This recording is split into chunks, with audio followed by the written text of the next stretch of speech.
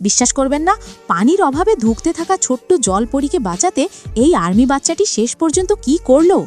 এই পিচ্ছি আর্মি বয় আর মিষ্টি জলপরী ছিল জানের দোস্ত। রোজ বিকেলে তারা সমুদ্রের পাড়ে খেলা করত।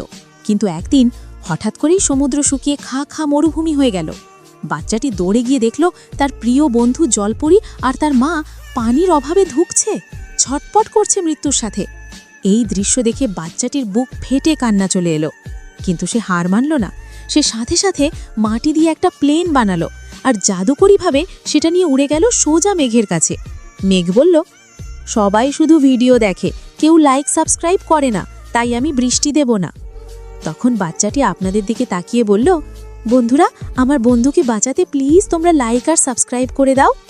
আর ঠিক তখনই আকাশ চিরে নামলো ঝুম বৃষ্টি।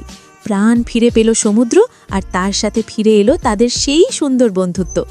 বন্ধুরা, এই নিষ্পাপ বন্ধুত্বের জন্য একটা লাইক তো দেওয়াই যায়, তাই না?